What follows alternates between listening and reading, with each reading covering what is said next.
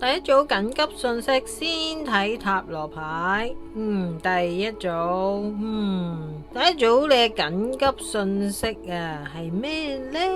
你需要有更加大嘅勇氣可能你係獅子座，亦都對於自己嘅感情係好有自己嘅一套嘅。但係如果你想喺感情方面得到成功同埋更加多嘅機會呢，你就需要再重新考量你自己嘅。關於啲乜嘢呢？就係你對愛情嘅觀念有時你係會好混亂嘅。點解呢？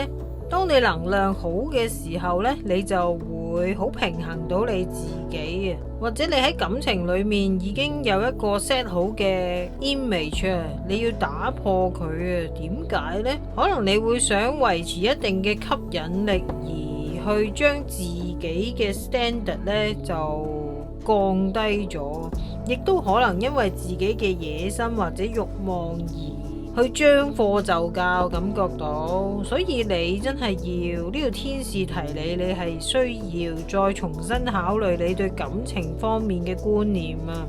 點解？可能你內在始終有一種恐懼，如果我唔受歡迎咁咪弊，又或者你好在意其他人對你嘅評價，所以呢度天使就提醒你，你要做多啲自然嘅療法啦，令到你自己內在更加多嘅勇氣。雖然你表面上係睇起嚟係好強勢，係好冇問題，好有自信，但係內心某部分係唔夠勇氣嘅。所以第一組你要平衡好你自己。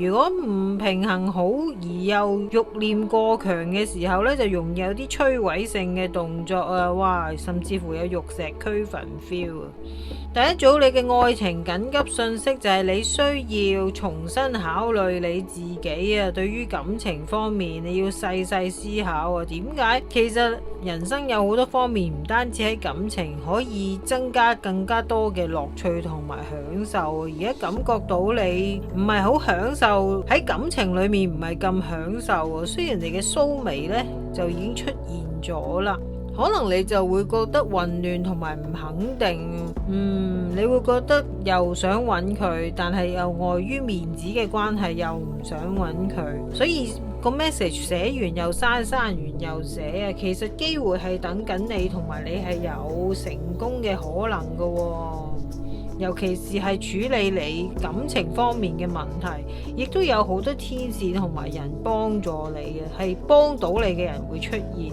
所以第一組嘅朋友，你嘅愛情緊急訊息就係需要更加多嘅勇氣，透過天然嘅療法去增加你內在嘅力量保持平衡亦都要喺你嘅愛情裏面加添一啲樂趣同埋吃分，亦都唔好太過依賴或者在意其他人對你嘅評價，咁你先至可以成功突破你嘅問題，同埋有更加多嘅機會出現。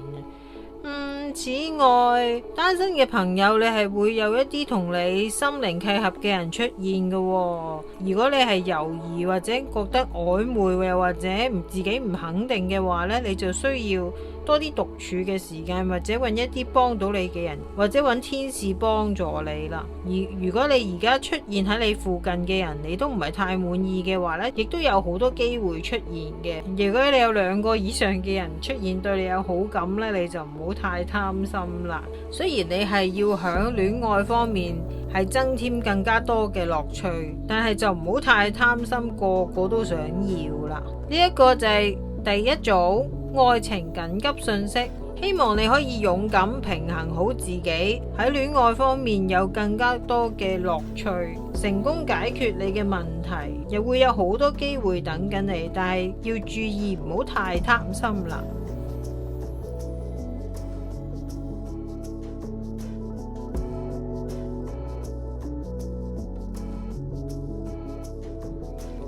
第二組愛情緊急訊息，先睇塔羅牌。哇，第二組你嘅愛情緊急訊息係你要快啲落決定落啲咩決定呢？單身嘅朋友，如果你而家決定係要脫單嘅話呢，你真係要多啲聆聽你自己內在嘅直覺，同埋尋求其他人嘅幫助點解？因為呢度見到你而家嘅諗法係有啲僵住嘅狀態，亦都覺得好攰、好沮喪啊。咁你首先解決咗呢一個問題啦。如果你而家個情況已經係有好轉嘅話呢，咁你就係時候要出去玩下啦，去 social 下啦。但係就要記得同人相處嘅時候呢，就要謙厚啲。但係呢度天使啊，主打就想同你講，你要多啲靜落嚟嘅時間，聆聽你嘅內在，咁你先至可以有更加多嘅 inspiration 出現。另外仲有一個好緊急又開心嘅 love message 呢，就係話你一個願望係會達成嘅。哇，50分之開心啦！有呢一個願望成真嘅話，如果你係單身想有伴侶嘅話呢，係會有真愛嘅出現啊，同埋佢會係你嘅 the one。不過你就要好努力啊！你要做好你內在嘅功課，同埋你係要大方多啲，同人開心 share 多啲啊，咁你先至可以吸引到呢個真愛同對 one 出現啊。如果你已經在關係中揾到你嘅對 one 同埋 true love 嘅話呢，咁你就要更加堅決地一心一意淨係對呢個對 one 好啦。咁你明我講乜嘢噶啦？如果係在關係中嘅朋友，你而家係遇到一啲問題，有啲沮喪，有一啲諗唔通嘅地方呢，你就要揾一啲人幫助你啦，又或者揾天使幫助你。但係天使就勸你，其實你靜落嚟聆聽你自己嘅直覺呢，就會有答案噶啦。你要相信你自己係可以做到嘅，你要有決心啊。第二組你嘅 urgent love message， 因為人生呢就係不停嘅學習嚟嘅，可能你而家喺你嘅專業方面呢，亦都係有一定嘅地位同知識，亦都可以教導其他人啦。但係第二組，如果你而家係唔平衡沮喪嘅話呢，你就會用你嘅能力同知識去控制或者霸凌其他人啦，咁就唔好啦。咁另外單身在複雜關係中嘅朋友呢，你就更加需要聆聽自己內心嘅直覺啊！呢度忽然間我覺得綠色呢一忽個心輪呢就好需要被療癒。感覺到你可能喺感情方面遇到一啲瓶頸嘅狀態，你會覺得同呢一個人喺埋一齊係好開心好好，但係佢係唔 available 啊，佢對你嘅好係令到你人生有轉變，而你亦都好陶醉於同佢一齊嘅時光，但係你哋遇到嘅時間點係唔對嘅，咁你就更加要揾人幫助你，又或者係揾天使幫助你去聆聽你自己內心嘅直覺，揾 inspiration 去做呢一樣嘢啦。所以在複雜關係中嘅朋友，你真係要下定決心啦。咁啊 up to your choice 啦。第二組愛情緊急訊息啊 ，overall 嚟講，第二組可能呢排真係冇乜點去 social 點去玩啊，但係有兩個開心嘅訊息就係時候要出去玩同埋去吃新婚，同埋有一個願望係會被達成嘅。咁至於係咩願望呢？你就要多啲聆聽你自己嘅內在直覺啊。如果係有部分喺感情方面感到沮喪同埋迷失嘅朋友呢，你就更加要揾人嚟幫助你，或者揾天使幫助你，亦都可以出去玩下，又或者同人去交流多啲，但係要記得保持呢一個謙厚嘅態度啊。咁你就會更加容易吸引到一啲 right person at right timing 出現嘅啦。呢個就係第二種愛情緊急訊息啊！你有願望係會被成真啊！而家係時候要出去玩下，尤其是你係沮喪同埋諗唔通某啲嘢，你要揾天使或者人幫助你，聆聽你自己內心嘅直覺，尋求呢一個 inspiration。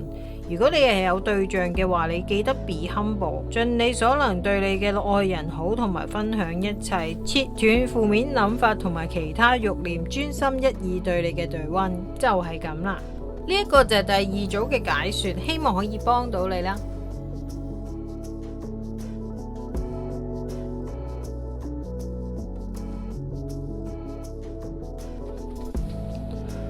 第三組 urgent love message， 愛情緊急訊息，先睇塔羅牌。第三組，你嘅愛情緊急訊息係你需要行動啊！如果你想有大嘅開心轉變，但係大前提你係需要建立你嘅信任。可能你之前係係有一啲錯誤觀念植入喺你自己嘅內心，而你不自知嘅，所以你喺信任方面係有啲問題嘅。唔夠信任啲咩呢？就係你覺得自己係唔值得被愛嘅。但係呢度愛情緊急訊息就係話有一個好重要嘅人將會進入你嘅生命喎。第三組你能量好嘅時候，你就會可以發揮你自己最強最大嘅能力去改變你嘅人生啊！但係如果你嘅能量唔夠而失去平衡嘅時候呢，就有啲自我摧毀嘅傾向啊！你又要注意呢一樣嘢啊！可能呢樣嘢就直接影響到你嘅信任問題啦。你一係呢就抱持住呢個獨身不分主義，一係呢你就係成日都會同唔同嘅人交往或者來往。其實你係值得被愛，而會有一啲結婚對象出現嘅，所以第三組就唔好氣餒，因為呢度講愛係好多方面而形成嘅，唔單止係好形形色色嘅愛啦，可能喺你生活裏面各方面嘅小確幸出現都係一種愛嚟嘅。只要你堆積呢一樣嘢，同埋你自己心裏面要好好建立你自己值得被愛，你自然就會吸引到呢一個結婚對象出現噶啦。因為你而家唔係好清楚自己嘅感受係乜嘢，而有部分第三組嘅朋友，你同你嘅內在已經斷聯咗好一陣子啊，不過唔使擔心嘅，只要你解決呢一個問題之後呢，咁你就可以建立信任。你知道自己係值得被愛，而對你身邊嘅環境或者人保持住愛嘅話呢，自然就會有一個新嘅可以係結婚嘅對象出現㗎啦。所以就唔好放棄啊，第三組。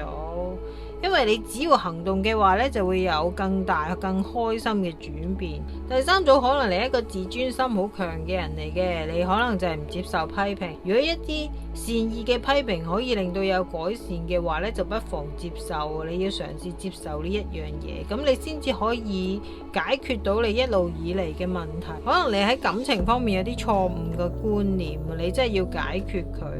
不過呢一度出現咗彩虹啦，就話最難嘅部分呢就已經過咗，已經雨過天青嘅。你見到呢度彩虹，呢度彩虹，呢度有彩虹，所以只要你行動去接受批評，去建立信任，自己值得被愛，咁新嘅人就會出現嘅啦。如果係在關係中嘅朋友呢，你對你嘅伴侶唔係咁夠信任喎，咁當然我亦都希望第三組嘅你係保持住對伴侶專一嘅心情啦。咁如果你而家係唔止一個伴侶嘅話呢，咁你自己就要好好思考一下，你究竟你自己係值得愛同埋被愛嘅。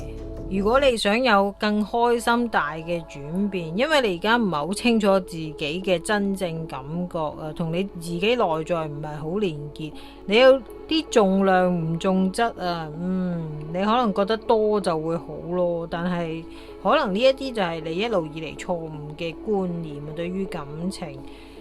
不過你係會解決到嘅，而最難嘅一忽咧已經過，你就要接受一啲有用嘅評語啊。咁當然一啲無謂又冇建設性嘅，咁就可以 skip 咗佢啦。呢一個就係第三組嘅 urgent love message 愛情緊急訊息啊。你係需要行動接受批評，改善你感情嘅問題，因為你係值得被愛而有固定長遠嘅結婚對象。同你嘅內在連結，去 build up 翻健康嘅愛情觀念，自然就會有更大更開心嘅轉變噶啦。喺感情呢一個就係第三組嘅解說，希望可以幫到你啦。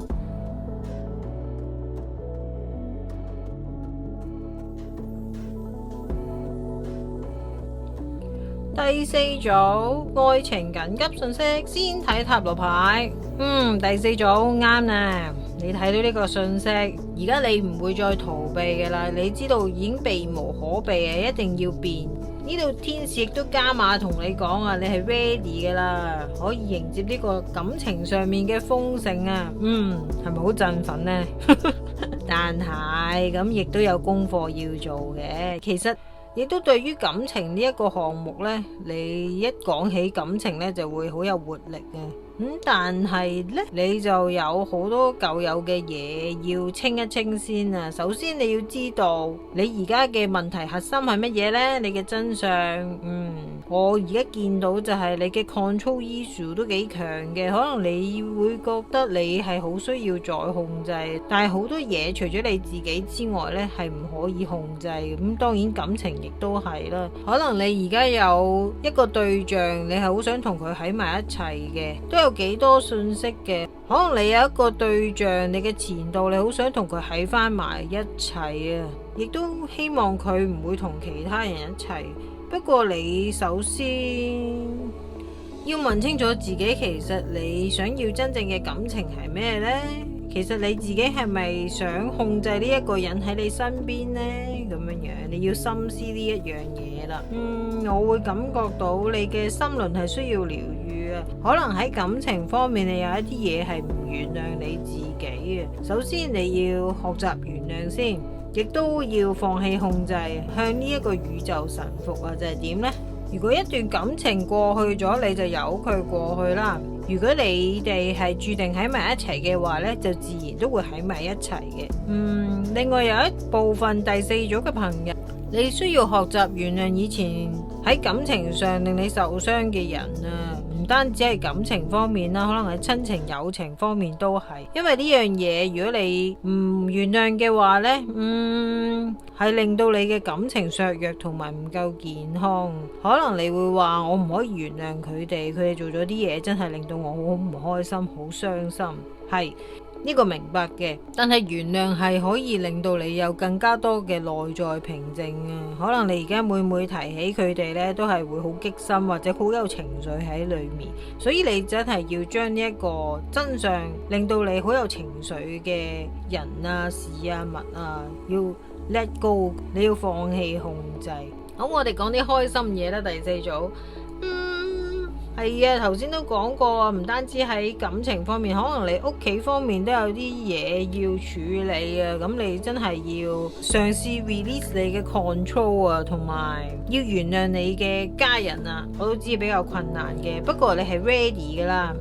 你可能亦都覺得，我唔想再逃避，我要同佢哋傾清楚，都可以嘅。你可以同佢哋傾，而令到你內心得到你嘅平靜，但係就唔好控制佢哋。咁你就要注意啦。哇！呢度有兩張係關於 creative 嘅卡出現咗啊。第四組我都戥你感到開心。除咗天使呢度講話你係會 ready for abundance 之外呢，你亦都可以有一個 fresh start 啊，新嘅開始啊，好清爽嘅開始啊。你見到太陽出來了，十分開心。當然如果你想要成功同埋得到呢一隻金蛋嘅話呢，你就要有好好嘅計劃同埋要努力啦。咁樣單身嘅朋友，頭先講咗處理翻你以前對感情嘅負面嘢、人事物啦，而另外一方面你要增加你嘅 self love 啊，要對自己好啲啊，同埋你自己心目中真正需要嘅感情，令你真正開心嘅感情係咩呢？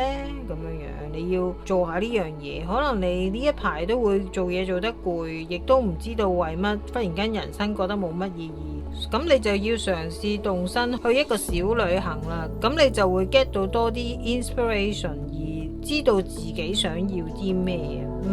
就是這樣了。呢一個就係第四組 urgent love message， 愛情緊急訊息。第四組你係 ready for abundance 啊。如果你有好嘅計劃同埋努力嘅話，你係會得到感情上面嘅成功，亦都可以有一個 fresh start。但係你就要做好你嘅功課 ，let go 同埋 forgive 嘅 issue， 清理咗你以前嘅能量，了解你自己最內心真正嘅感受，重拾你嘅活力，投入翻去感情。呢一個就係第四組嘅解說，希望可以幫到你啦。